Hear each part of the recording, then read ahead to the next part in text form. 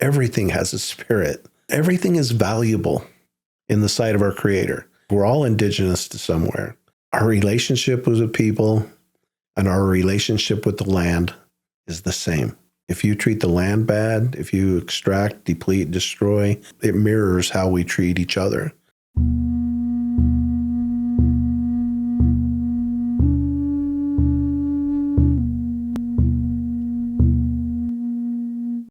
My guest on Oversoul today is my friend Darren Perry. Darren is a chief and elder in the Shoshone Tribe, some of the indigenous native people to the state of Utah. Darren is a teacher and an educator. He teaches indigenous land practices at Utah State University and the University of Utah. He's the author of 2 books, The Bear River Massacre, A Shoshone History, and his most recent book, Tending the Sacred, How Indigenous Wisdom Will Save the World. Darren is a spiritual leader, a political activist, and someone who's fighting to help the environment and all the people who find themselves on the margins of society. He's a great man, and I think you'll really enjoy listening to him. Let's get into it. Well, Darren, thank you for coming, man. This is awesome to have you. I've followed you for so long, a couple years, and just always been really inspired by you and your message and everything about you. And our audience here is pretty diverse. It's people from a lot of different countries and different backgrounds. But I think everyone needs to learn about the indigenous wisdom that comes from so many different places. And I feel like you're one of the carriers of all of that. But maybe you could start by sharing what your life mission is and everything that you're working on right now. That's a big question. Let me tell you, thank you for having me. Like you, I love diversity. We are so much better when we have so many different thoughts and opinions and colors of skin and everything else. And so, somebody the other day I heard somebody say, I'm a 5th generation Utahn, and they were talking about water, and I'm not taking their water. I thought, well, what generation of Utahn am I? My indigenous people, my Shoshone people have been here for thousands of years maybe, and it resonated with me. But I'll tell you one thing that really grounded me in the work that I do today, and it was an experience I had as a young boy. My parents both worked, which turned out to be a blessing. So back in the early 60s, women generally didn't work, but my dad was a school teacher. They just bought a new house. So she probably had to work. And they dropped me off at my grandmother's house, Tate Perry.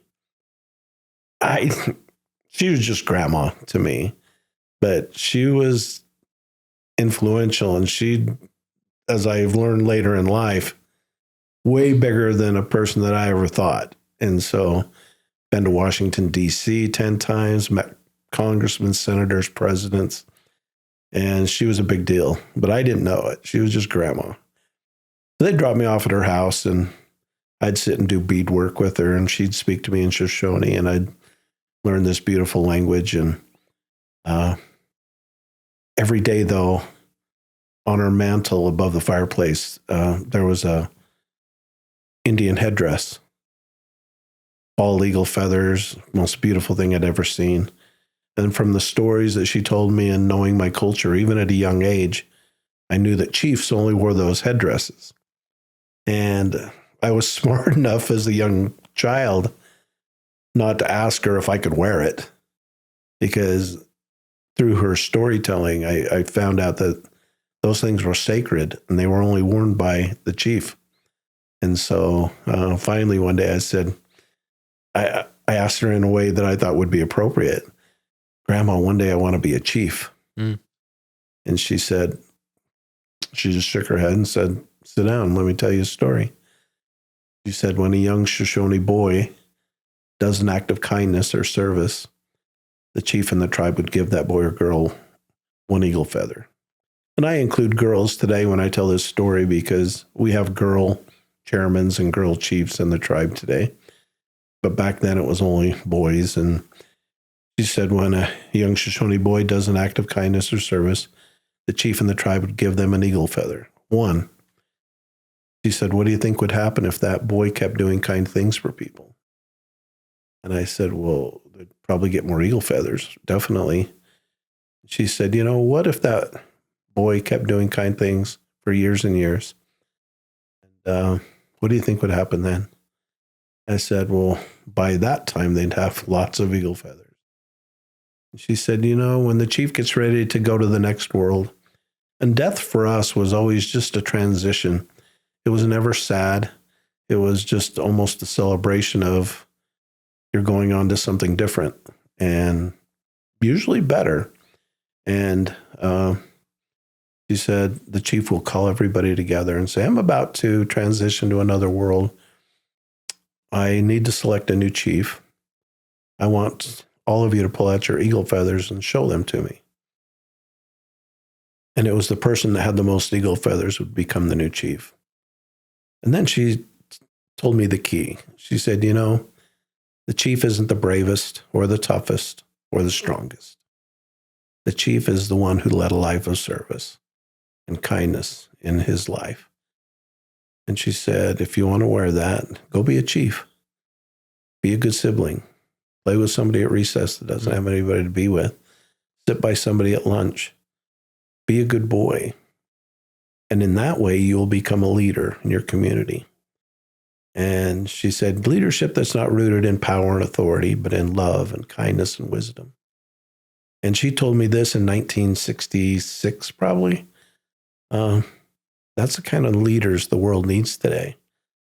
And so that story and my desire to wear that headdress motivated me to really become the person I've tried to be.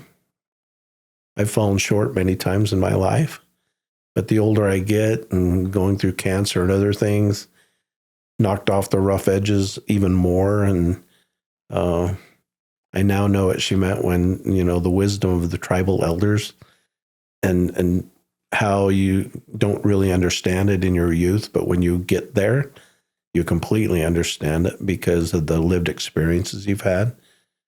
So that really story shaped me and who I wanted to be. And the older I've gotten, the spirits have just allowed me to meet people throughout my life that have made a difference. And it's kind of became who I am. I remember my dad always going to elementary schools to talk to children about the Shoshone culture. He'd take Indian artifacts. He'd take a tote of things. And then one day he said, hey, I can't go. And I was older. I had a family of my own. He said, would you mind covering a class for me? I didn't know it, but that was his way of getting out of it and turning the ball over. So what that one experience did, I was absolutely hooked because being with fourth grade kids, I was hooked. But then it was like, okay, I really wanted more, but I didn't want to ask him for more.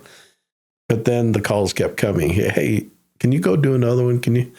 And then I thought, oh, I knew what he did there. So this is my calling now. And so I started doing that and going and sharing my culture. But by sharing your culture, I'm also sharing the values with that culture. If you think about it, 200 years ago, Shoshone parents weren't teaching their children to be successful capitalists. They were teaching their children through storytelling how to be good people. That was number one and foremost of everything is be a good person. Be a good person that's driven by values. And everything else will take care of itself. Your living, anything else. And so that started me down this journey of really sharing my Indigenous culture with people. That got me speaking engagements. I write a book in 2018 about the Bear River Massacre. And, people came out of the woodwork to call me to speak about the massacre. And then 5 or 6 years ago, I got a call from somebody at the University of Utah. Said, hey, would you speak about the Great Salt Lake? never had I thought about the Great Salt Lake in that context. I grew up in Syracuse on the shores of Great Salt Lake next to Antelope Island.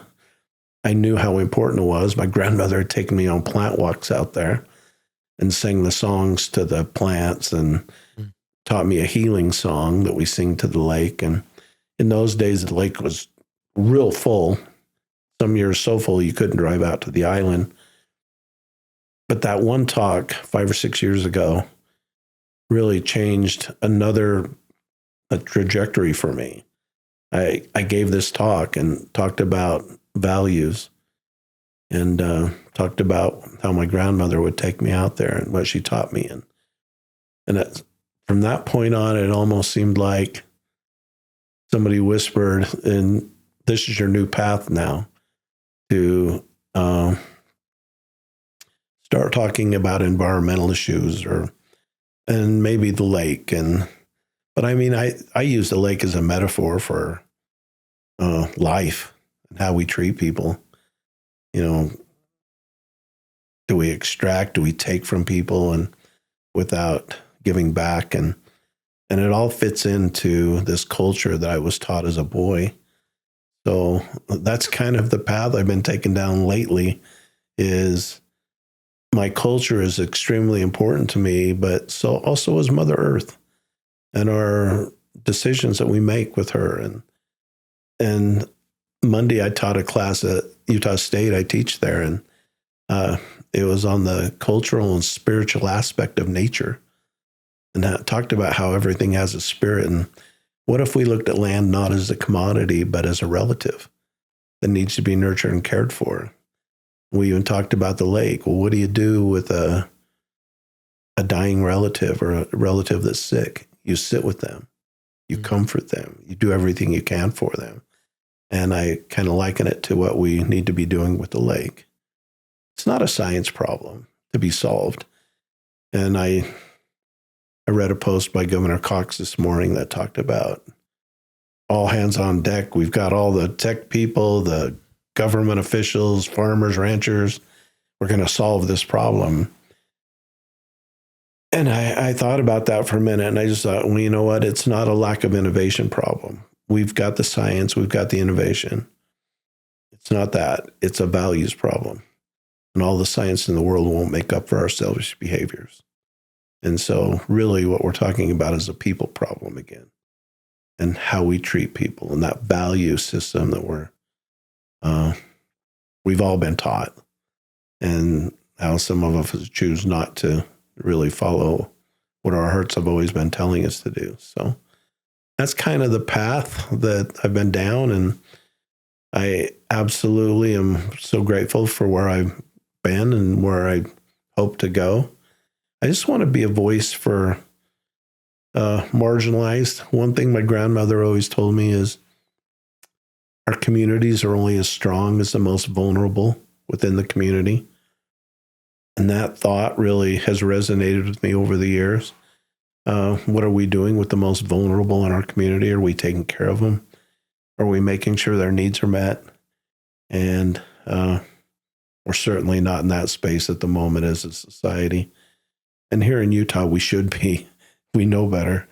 And I worry about that. And so, look, I'm one person, and I feel like I've got my fingers stuck in the hole of a dam, trying to hold it all back. And I don't think I need to be, but I just want to share as much hope and goodness with the world, because there's a lot of people out there sharing other stuff. So that's kind of where I'm at the moment. That's amazing. Amazing. Talked about so many great things just then. But I wanted to go a little bit deeper with you about how we live in relation to Earth, because we've seen so much change in our lifetimes. You know, if you're your age, my age, kids who are younger, it's changing faster and faster and faster. And I think a lot of us feel overwhelm and anxiety, disconnection, lost. And so much of it comes because We've lost our relationship to who we are as living beings on a living planet, our Mother Earth. So what advice do you have for people, or wisdom to help us reconnect with what we've lost? Well, it's all related. So our relationship with people and our relationship with the land is the same. If you treat the land bad, if you extract, deplete, destroy, develop for the sake of short-term profits, I believe that's it mirrors how we treat each other. And look, I don't want to blame, well, I can certainly blame the system. I told my students at Utah State the other day that this capitalistic model that we live under of extraction and even academia, higher ed, perpetuates capitalism. It's there to teach us status quo and spreadsheets and quarterly profits, and it doesn't matter as long as we're growth. You know, again, I'm not bagging on Spencer Cox, but the Speaker of the House the other day made a post and said Utah's number one in the economy. They're for 3 years in a row. We're number one in all these metrics they've measured. And I made a comment. I made a social media post. Then why are my students so afraid right now? Because when I go to class, and especially after the second shooting in Minneapolis, my students had fear that I could actually see in their eyes that day. And we didn't talk about what I planned on talking about. We talked about where they were at mentally and their health-wise and making sure that they were okay. And I think we're measuring the wrong thing because it's all connected. In my world, it's a circle. Everything's connected. I don't view myself any different than I view a plant or a rock or water or anything else. To me, they're relatives. My grandmother called them our non-human kinfolk, and I've heard them referred to as more than human. And so that relationship is equal. So why we live in a system, though, that extracts and depletes. And I had a really interesting conversation with the dean of the business school at the U, and we were at a luncheon and we were looking at the mountain, and I said, look, I don't think this system is sustainable. Endless growth on a finite planet. The resources aren't there. We can't just keep developing at 4 to 6% growth every year, GDP, without running out of resources and causing catastrophic damage. I don't know what that damage will look like down the road, but I know we can't keep living the way we're living and expect it to keep being okay. And so I said, we need to change the system. Now, I'm smart enough to know we're not getting rid of capitalism anytime soon. But I said, what if we created a hybrid model of capitalism? And he goes, well, what does that look like? And I said, well, your system, and I pointed to the mountain right behind the university, says if I have enough money and capital, I can purchase that land. I can develop it. I can extract it. I can deplete it. I can destroy it, all for the sake of short-term profits. But maybe we should start asking ourselves, just because I can, should we? And if I do, at what cost is it going to come to the future generations? I said, start asking that question. How much more pollution is it going to bring to the area? How much more bodies and roads and infrastructure is it going to take to keep that development in place for another 50 years? And maybe if the cost of that particular development is greater on the next generation than what it really should be, maybe it's something we don't do. And I told him, I'm not anti-development. I'm anti-right development. We're in a place now, we're in overshoot of what the resources can offer twice is what the actual Earth has. So, and that's from my science friends. That's from the physics professors, not me. So we got to get back to living in a respectful way in relationship. One, I'm not better than, I'm not above, I'm equal. If you treated the land as a relative instead of a commodity, your decisions with the land would be completely different than they are today. And that's all you need to do. Shift that one thing. Land is a relative. Land has a spirit. Land. Go have a conversation with a tree on a hike up the mountain and see how much better you feel than sitting at your home and scrolling. And so for me, it's all about relationships. It's living in reciprocity, giving back just as much as you take, which we don't do. And so those things all matter. They really matter, and especially in a time and place where we are today. I read a quote this morning from John Wesley Powell. He explored this great out west, and he went back to Washington, D.C. and gave his report. And I'll just paraphrase, but he said, we have no business developing out here in the West. It can't support lots of people and cities. It just cannot, because the water isn't there. So what do? We keep building and building and building. And I don't know. I just don't know how we can keep doing it, especially here in Utah. And I'm telling you right now, I didn't pray for no snow. I would never do that. But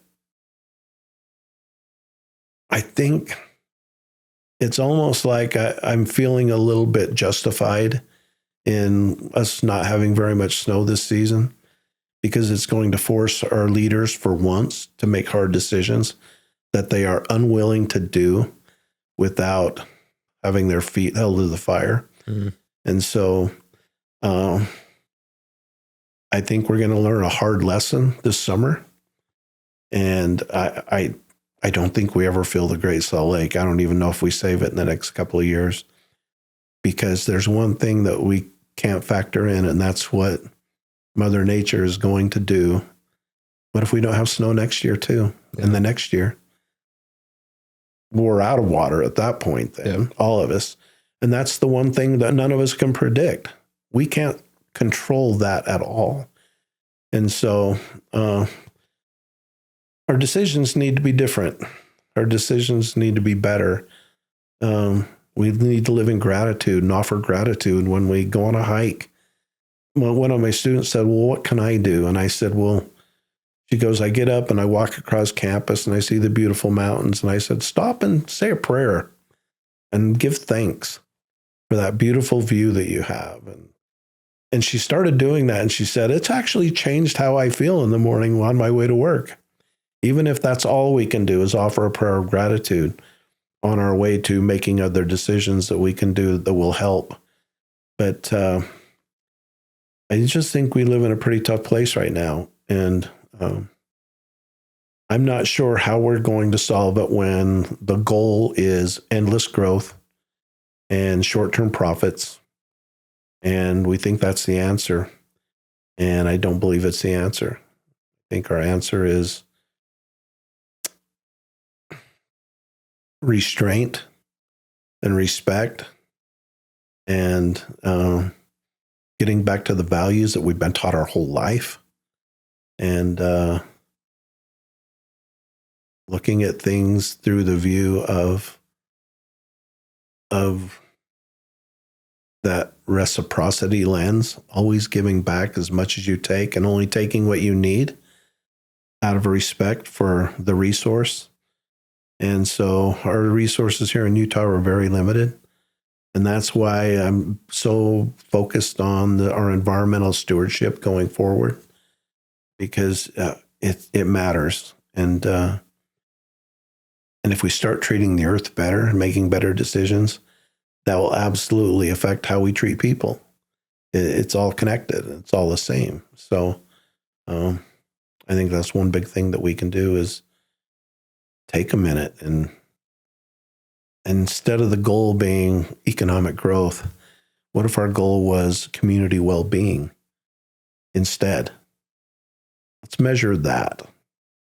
Because the economic growth thing isn't, I have students that have to choose between textbooks and food. And I have students that feel like they are never going to be able to afford a house. And those are real fears. And at the University of Utah in the fall, I had 25 students, 18 of them were women, and 14 of them said they are not going to have children because they don't want to bring them into this world the way it is currently. Well, that's a problem. And so that's a sad problem. And so I just think there are things that we can do. And I'm looking at my own culture and looking at ways to heal and bridge divides and be a peacemaker and a bridge builder. And I want to share that culture with others, not because it's better or any better than any other thing, but I think it's needed. And I think it's been lost over generations of expansion. And so, I don't know. I don't have all the answers though. So yeah, but asking the right questions and holding the wisdom and the knowledge, something that I think about a lot. And one of the reasons I was excited to talk with you is I feel like in the last maybe 4 or 5 years of my life, like I had an awakening. Mm-hmm. And I didn't even know that I was unaware of our relationship to each other and the earth and this idea of spirit. And had read some books just trying to understand, what's my place in history right now? What's the context? I'm 32 and you're a youngster. Yeah. But whole life ahead. Yeah. But feeling a lot older than, even some of the young folk who listen. And it's the idea that we're born into the world we're in now with all the digital technology, the connection, and we don't realize that for most of our human history, we lived in a completely different way. And how we're living right now in the last 100 years or so is so radically different than our majority of time on the earth. And it's why I like the idea people say we're all indigenous. It's foolish to think otherwise. That's why I designed a class 5 years ago for the University of Utah, and I call it Indigenous Land Stewardship, Indigenous Principles, Indigenous Value Systems. I could have called it Native American, but I purposely chose not to. While Native Americans share those values, so many other indigenous cultures share those values. And I've said it a million times, we're all indigenous to somewhere. And so that indigeneity is key. And pulling the very best from all these different communities, that's the key. And start listening instead of talking, and slowing down instead of rushing, and put your phones away. My goodness. Listen to this podcast first, but then put your devices away and take a walk and have a talk with a tree next to a creek up a mountain and see how much better you feel. I don't know. I think for me, the answers are really simple and would be easy to do, but we don't do them. And so I'm not sure what the answer is, but I think the tougher it gets on us, I think we're going to be all searching for other things and other answers. And I just want people to know that that's one of them. Yeah, I love it. I had our journey with our own family kind of came to the point of doing this podcast and everything, mm-hmm. because working through grief of losing my father-in-law. You met my little girl, but yeah, her grandpa died from suicide a couple years ago, and we were just trying to figure out our way forward. And that for me was this wake-up call that things are not right. And everyone has to have their own wake-up call at some point. Sure. And from there, we found our way towards psychedelics. And I got to have a psychedelic ceremony, which was beautiful and healing for me. But the very beginning of this is something I'll never forget. And I felt like as I'm kind of entering this journey or trip state, whatever people want to call mm-hmm. it, I feel like for the first time in my life, I am becoming aware of the spirit of the earth. And I had no idea that that was a thing. And she to me was a real living person. Yeah. And showed to me this vision of a mother's love. And I'm getting emotional about it. But the message was that we're all connected almost like an umbilical cord to this Mother Earth. And the thing about mothers that we all know is like they love their kids. Sure. And mothers will give everything to their kids to see them do well and survive. But the message to me was so clear that she has given all she can give. And now we as the kids have to turn around and give back to her. And I just say that because I was unaware of spirit as a literal thing. I didn't know that bugs, for example, had literal spirit, or trees had literal spirit. And you talk about, you can talk with them. Yeah. And I've tried to share this with people, but you actually can. They actually have spirit. So can you tell us a little bit more from your perspective? What is spirit? Because I think we don't know about that anymore. No, we don't. And that's the missing piece. Yeah. If everybody could experience what you experienced, and you talk about psychedelics a little bit. Mm-hmm.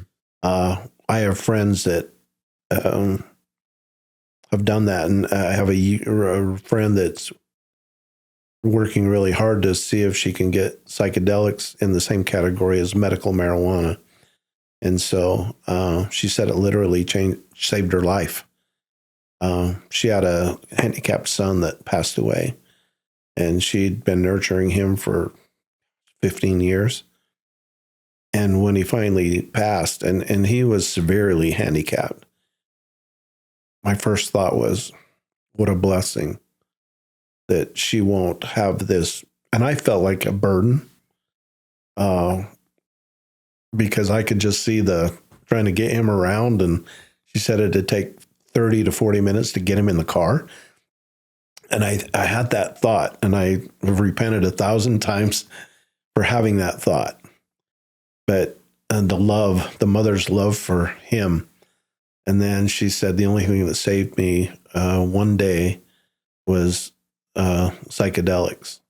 And she said it literally saved my life because it opened me up to other things. And she said, I finally realized, and kind of like what you said, that spiritual aspect is what we're really missing here.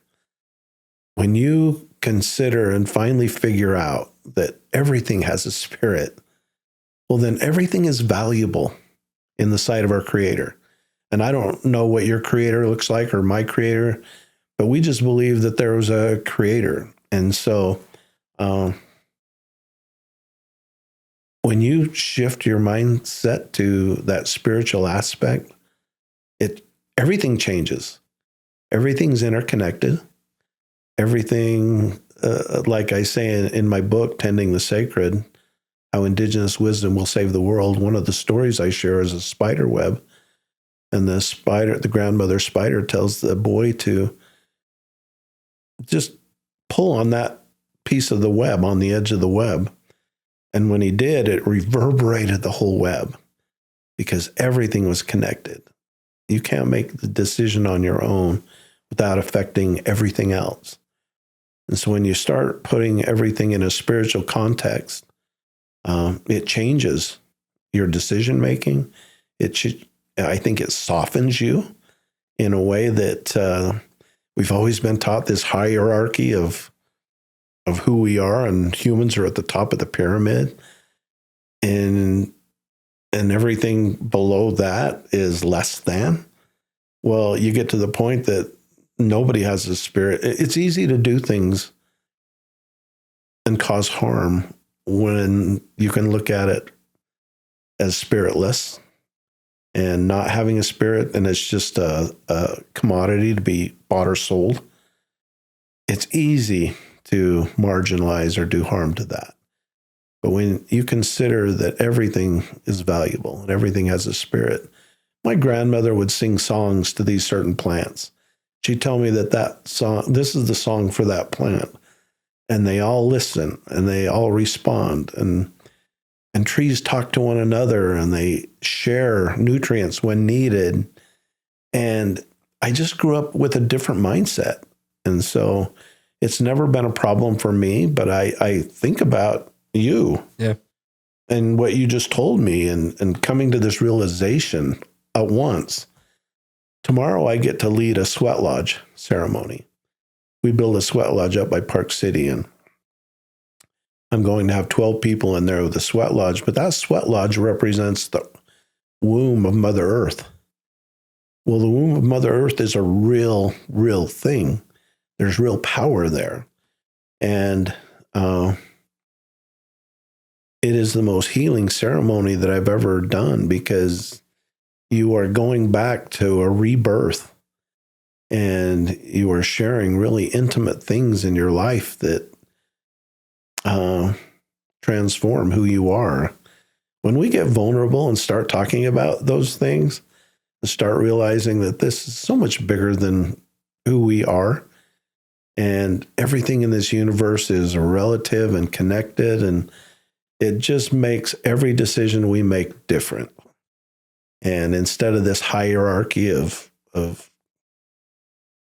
power, what if we looked at it as a circle of responsibility? And that circle of responsibility includes all of us, the human and non-human alike. And then it's a different deal, completely different deal. And I like that, the psychedelics are an important part of Native culture too. We didn't use them just to use them. We used them as part of other ceremonies, but it absolutely opens your mind up to, my goodness, other ways of knowing, and it expands your thought processes way beyond what you ever thought possible. And so I've always felt like there's room and there's places for all of that. And whatever gets us there, some of us may walk a different path to get there, but as long as it gets us to looking at everything through a spiritual lens, I think it's good. Yeah. I love that perspective. It felt like an intervention for me almost. Like I needed it. You're not the only one I've ever heard that from. I have a lot of friends that do that, and I hear the same exact thing every time. Yeah. Yeah. I think part of it though is, and everyone's experience is different, but my experience, I only speak for myself, is I came out of it. Well, this one was kind of an interesting thing for me too.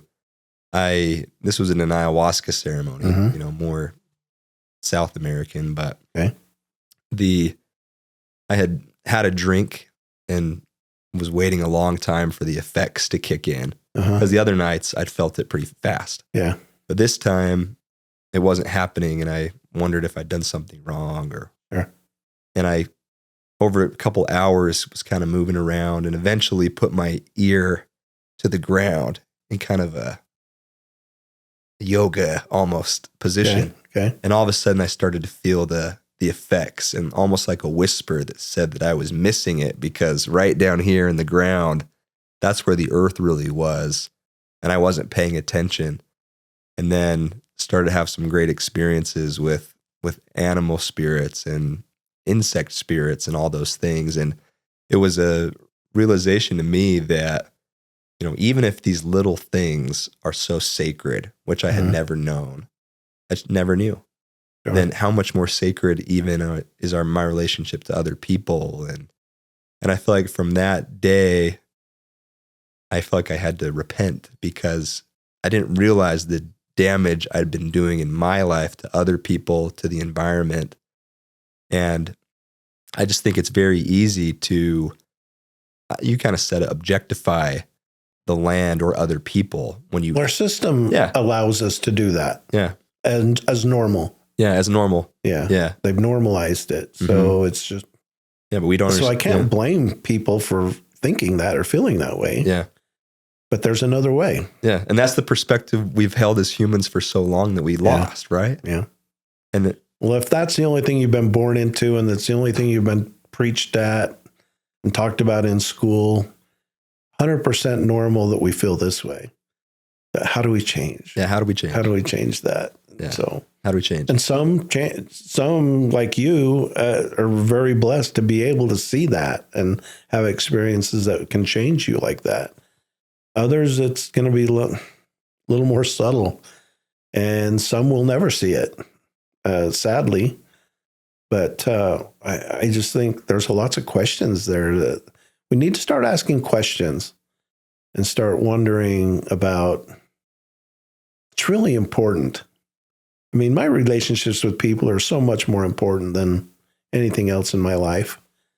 And when I say that, I include my dog relative that I have that I absolutely love, but it's also my grandmother would take me on plant walks at Antelope Island and tell me about the plants and whether they were used as food or medicine and the healing properties of the lake. And I just grew up thinking, oh my gosh, almost like a relative, really, as opposed to an object.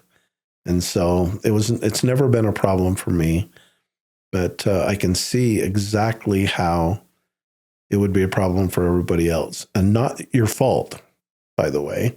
It's just the system that we've been served our whole life and spoon-fed. And we need to start pulling back away a little bit and just asking questions. Is there another way?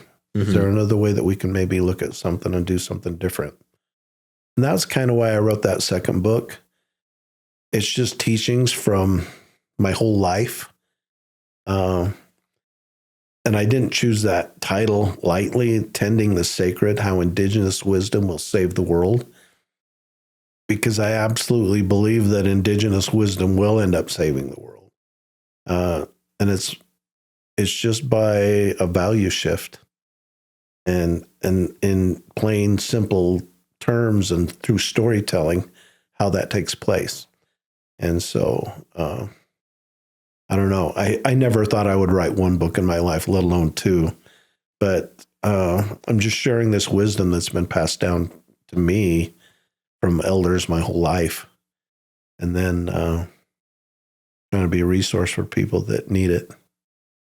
That's what I love is, we talk about the idea everyone's indigenous. And I really believe that.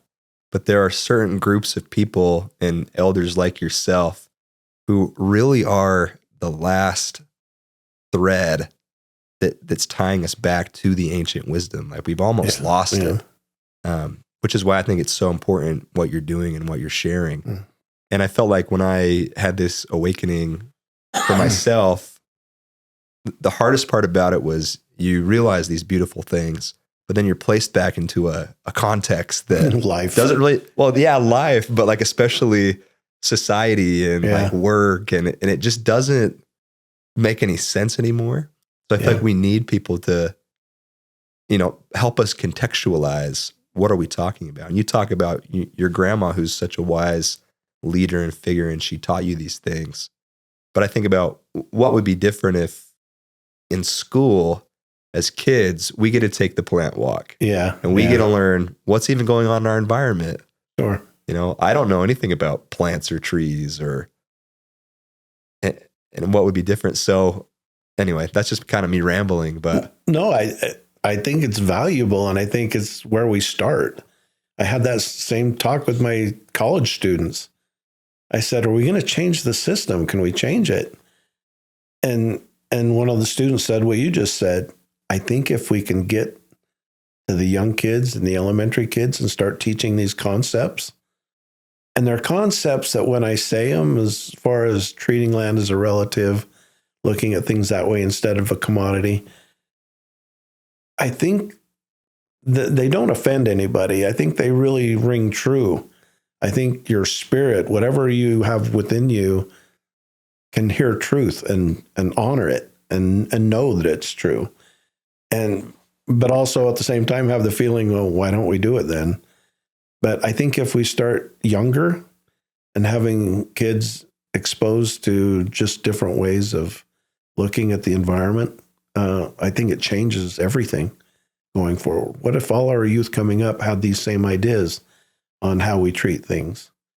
That's my whole beef with society today, and why I love the Iroquois so much. they don't make any decisions without considering what effect that decision would have on 7 generations ahead. I mean, that is such a powerful idea. Look, I can't think 7 generations ahead. I can think 2 or 3, and that's my limit. But the concept of, if we do this, what's it going to do for our kids and grandkids? Think about that. And then we don't do stuff. I promise you, our leaders don't do stuff then. And that's the kind of mind shift we have to do. And that's just one other thing. But my goodness, start thinking of something way beyond ourselves, as opposed to what can I do for me at the moment to make myself richer or more powerful or anything else. It's what can I do for the future generations that will help them. It's a beautiful idea. Where does the disconnect happen? Where does the greed come from? Or pride, or I don't know. I live in a pretty affluent neighborhood where I live now, and I just think from our young age we've been taught to value. We value nice things, nice cars, bigger house. Those are the types of things we value. I don't think we're really taught to value the things that I think are really important, and that's relationships with each other and how we treat each other. Everybody, not just the people that look like you and go to church with you, but everybody. Those relationships are key. And so I just think this capitalistic model that we've always been taught our whole lives is kind of a false narrative, because it doesn't lead to true happiness. Now, would I be happier with $1 billion in the bank? I don't know. There's times I think, well, I'd like to test that out and see. and mainly from the framework is how much more good could I do in the world with that? How many more homeless could we feed? I mean, those are the kind of thoughts. But our whole lives we've been taught that gaining things and acquiring things, reaching goals, and most of the goals have something to do with money and status and where we are in our place in this world. And I don't know. I think when you've been taught that from early childhood on, it makes it easy to just fall into the trap of, I can do this. If I just work hard enough, I can do this. That's not true for everybody. I'm not a believer of just, if you just work harder, you've got this. There's some people that are carrying a little more baggage than others at no fault of their own. And so for me, it just needs to be looked at from a completely different way. And true happiness needs to be measured by how we're doing as a society and how we're treating each other. That should be the number one goal of measurement of where our economy is, or where the state of happiness of the world. Can our kids live here? Do we have clean air to breathe? Are we going to have enough water to drink? Water should never be owned, by the way. I'm on that kick lately. Is my relatives and my forefathers would turn over in their graves to know that we've commodified water, and it's something that we own and extract and hold on to and hoard and use for personal gain and everything else, when it's something like air. We all need it. Water's life. The Standing Rock tribe would say Minimashoni, which means water is life. And every tribe has a saying about water. And so the fact that we think we can own it and it's ours is just a foreign concept to us. And so we just need a paradigm shift, one class at a time, or one small group at a time. I don't know. I'm thinking really hard about how to get this out in a broader world, because I think we need to do that. And so, look, I grew up in the predominant religion too. So I'm a 6th generation Shoshone Mormon. So I grew up with all the well, here's the last days and, all the prophecies of what's going to happen. So I kind of know the end of the story before the end of the story, if I believe this religious upbringing. And so I have many friends that say, it doesn't matter. It doesn't matter what we do because it's going to be over here in a few years. Well, I refuse to accept that. I think it does matter. I think everything that we do matters. I think if you look at the scriptures, the Creator talks about everything had a spirit. Everything was created spiritually before it was created physically. Well, if that's the case, then we have a different responsibility towards how we treat it. And why that disconnect happened and where it did, I'm not sure. But those are the things we need to get back to.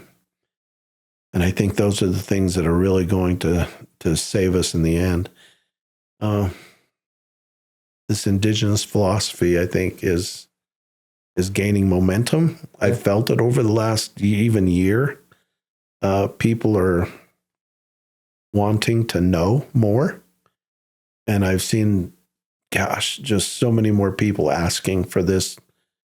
And it's not my wisdom. It's wisdom that's been here for thousands of years. And I think for me, it's just a reminder. This wisdom is a reminder of the value systems that we were born with and taught early on in our life. But somehow, somewhere along the line, we've been disconnected from. And we just need to get back to it. It's great.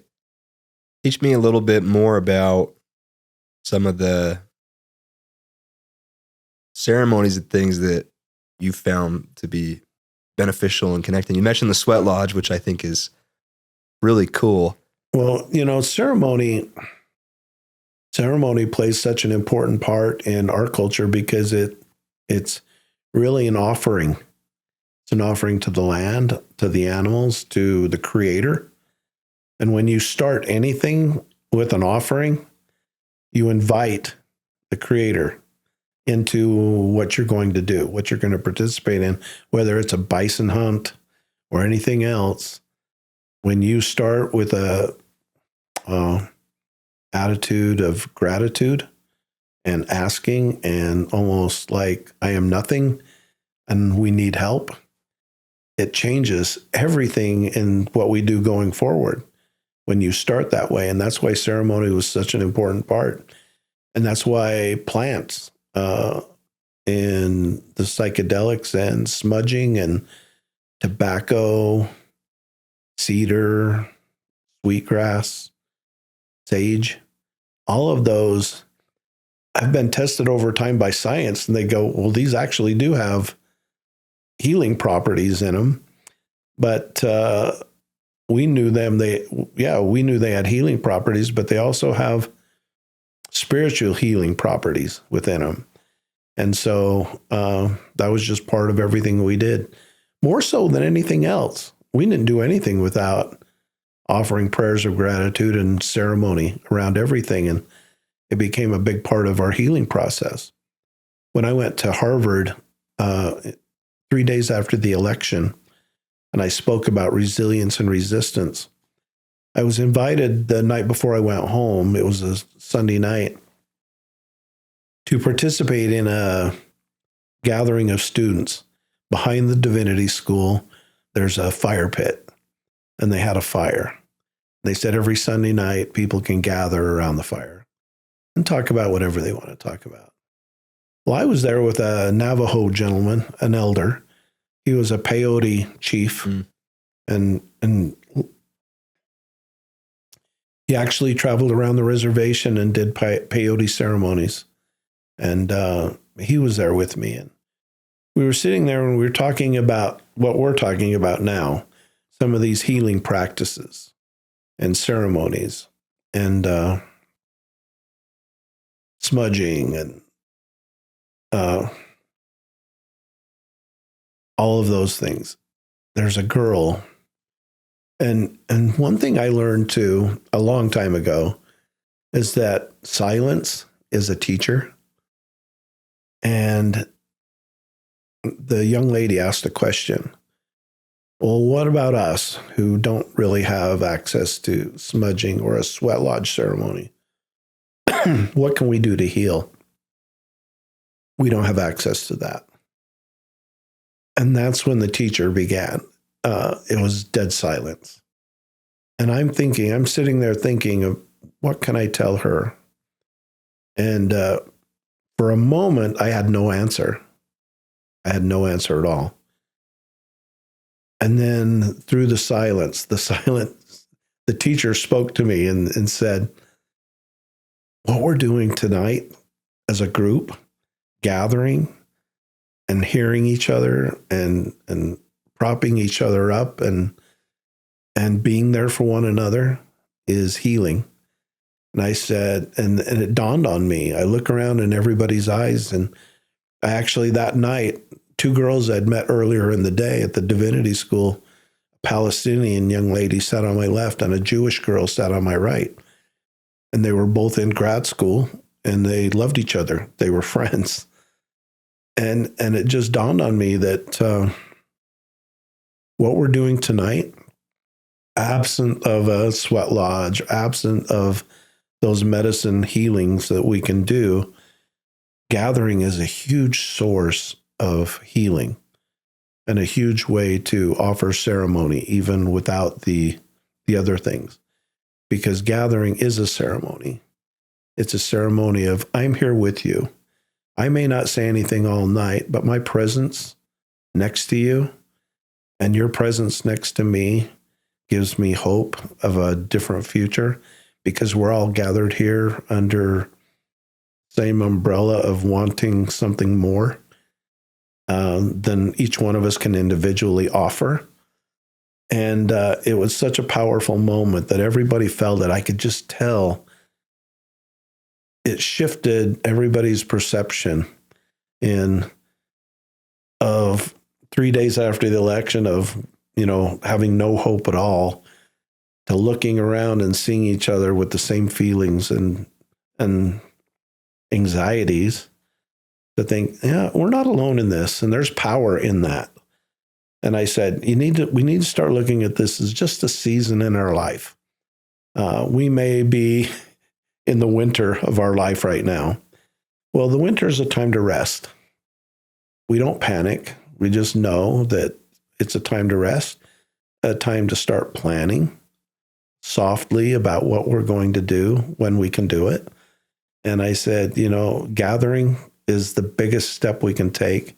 Gather, even if there's 3 or 4 of you, gather and start planning and thinking of ways that you can really heal the community and heal yourselves, even without national change, because that's not going to come for a little while. But know that this is just a short period of time. And now when spring comes, now we get busy. We formulated a plan over that resting time. Our bodies are renewed and ready to start that good fight. And we're doing it knowing that we have a brother or sister arm in arm next to us that can take this fight to another level. And so those are the types of things I think society we need today. We need to gather more. I just last week participated in a rally to save the Great Salt Lake on the steps of the Capitol. There was nothing more powerful than being there with 1,000 people, mostly youth, mostly college-age kids and high school kids that really cared about what was happening and wanted to make a difference. But the strength of the group, the strength of community is what really brought it home for me and taught me more than any lecture or anything I could have done. It's fantastic.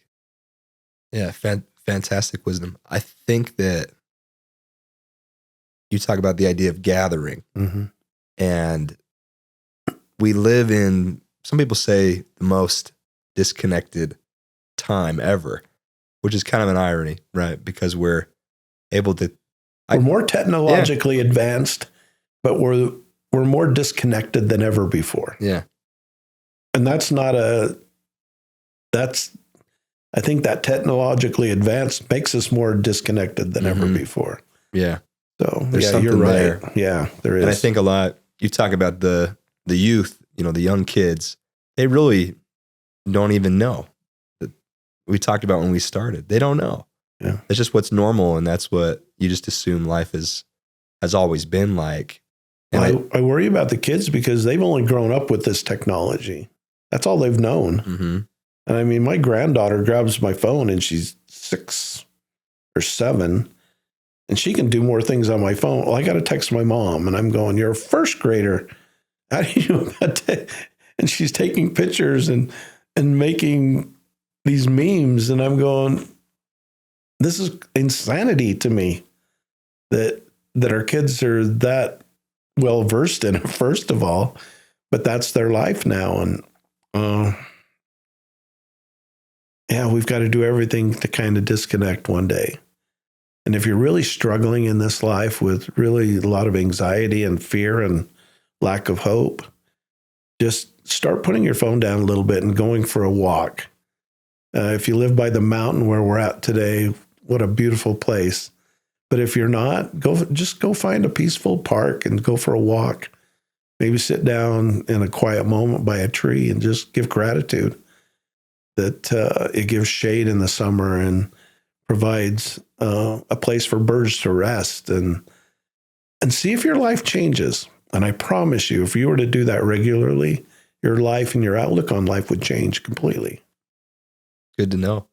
Yeah, it's great. Great wisdom. How can we gather better? Meaning, when we do get together, how do you make it something that's sacred in a way? That's a great question. I don't know, because it's so organic for me when we just gather as a group. Things just, for some way, the spirits just make things come together. I think it's wanting to gather, having a desire to gather, and finding your people.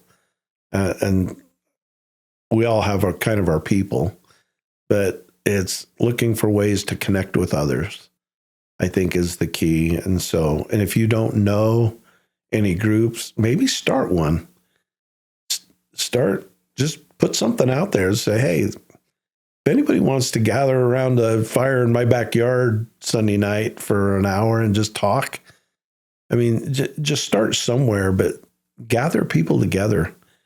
And like-minded people will flock together. Look, I'm not going to gather anytime soon with Mike Schultz, the Speaker of the House, or, some of those folks who are good people, great people.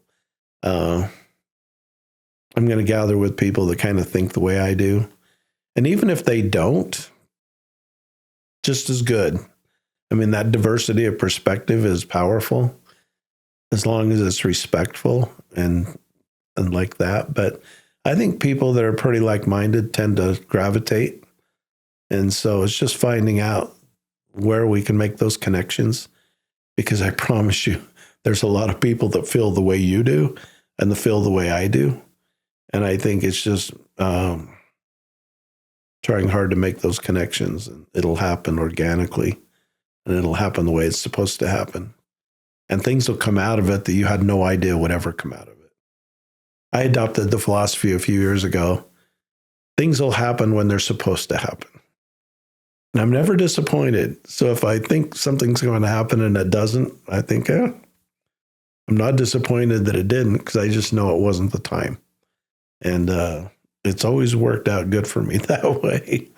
And never felt disappointed ever, usually. So my timing isn't the Creator's timing.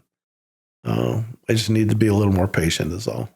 You talked a lot about the spider web and the analogy of how everything's tied together. Everything's connected. Everything. Yeah. And I think at this point in science and technology too, I think we're realizing even more fundamentally, practically, that really is the structure of how reality and our lives work, all the quantum mechanics. And Einstein saw it and he thought, what is this? This is different than I thought. But yeah, we're all connected. And I just think about, I'm happy I got to meet you. And I didn't know that you were Papa Ostler's mission companion. And now I get to talk to you. And, just fun coincidences that make life go. And, we were together in 1980 in England, in Manchester, England. And I thought, what a great kid.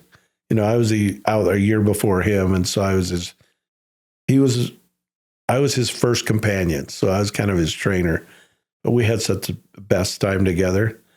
And you could just tell what a quality guy. And so it's been good to see some of, I don't want to say success he's had, but some of the work he's done to really help those marginalized groups that he's passionate about. And that's been so good to see. And I was one of his first guinea pigs. I was like up episode 4 or 5 of his podcast, which is in the hundreds and hundreds now. I found your podcast just the other day. It's been good to see good things rise to the top. And I think the world wants that and needs it. And so it's not a coincidence. And though we're talking today, I can feel your genuine spirit, and I can feel a connection that you want things to be different and better. And it's awesome that you would take the time to have me down here to just share a part of my culture that has always been with me. Thank goodness. Thank goodness that I didn't have to learn this later in life and try to get back to it. Grateful that I learned at an early age and made it a part of what I try to do. Thanks for sharing your wisdom, and thanks for doing your calling, going out, spreading the message, staying positive.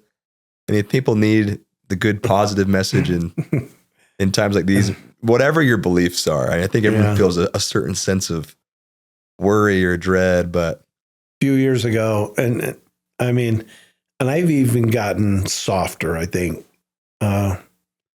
4 years ago, I was diagnosed with cancer, and they said it's really, really bad. It's probably going to get you. And they didn't have a lot of hope for me. And so I go to the Huntsman. I'm going through these treatments, and I'll tell you, when you get the C word diagnosis, it pretty much rocks your world. Like, this is, how much time do I have left? I can't describe the feeling it gave me, but it was pretty intense. And so then when I'm going through treatment, through the physicals, and they're testing my body and seeing how I can handle things, they said, well, did you know you have a defective heart valve? You were born with it, and it's gotten worse over the years. And if you survive cancer, we'll have to replace your aortic valve, which is your big valve. And I'm going, oh, well, just add it on, put it on the end of my tab. And so I ended up surviving cancer, and I've been cancer-free. And then they open heart surgery and 6-hour surgery stopped my heart. And when the surgeon said, well, we're going to stop your heart for a while, and I'm going to fix it, and then we'll start it again. I'm going, so how many times does it not start again? Because I'm that guy. And he goes, oh, like 0.5%, that it won't start. And I go, well, that's probably me, and he goes, no, you're good. So the fact that I woke up and stuff, I've been ever grateful that time. But looking back on those experiences shaped me again. Just molded me again to the place where I'm at now. And if I got that other diagnosis today, it would be a completely different reaction for me than it was then. I'm ready. I've lived a good life, but I think I still have quite a bit to do and a lot of people to help. And so I think I'll be here for a few more years, but if not, the Creator has other things for me, then so be it. But all of those experiences we've had in our life have shaped us. And I use the Bear River Massacre as a metaphor for bad things happen to people sometimes, but it shouldn't define who we become, our character and other things. And so I've always tried to use hard experiences, hard history as a catalyst to, okay, yeah, we did that and we went through that, but what can we do now going forward? How can that help us going forward to make it better? And so that should be our focus. Transforming the pain and turning it into something deeper. Yeah, and it has to. It has to. If we're going to continue on as a species. It's got to. We're at a turning point here. We're right there on, we can go one way or the other. And one way's great and the other way's not so great. So Maybe it's the birth of something I hope so. better. I hope so. Awesome. Well, I know you got to run, so I could ask you 10,000 more questions, but we'll let you go. Thank you, Darren. I appreciate you coming on. This has been healing for me. This was a good chat. And so have me on anytime. Okay. Maybe I'll come join you up in Logan or something sometime. In fact, I'll invite you to a sweat. Maybe That'd be this amazing. spring or summer. Yeah, that'd be amazing. You need to experience that. That would be a real honor.